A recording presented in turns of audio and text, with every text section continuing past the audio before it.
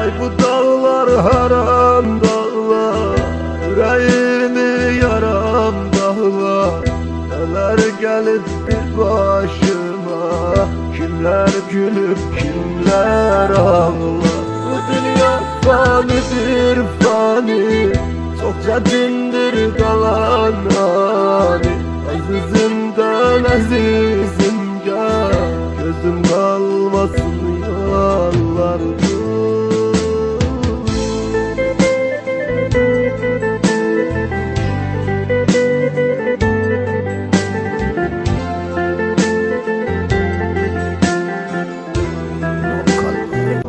Azizim doymadım sana, ötezmandan doyup gittin. Ecelim var bu gurbette, beni yalnız koyup gittin.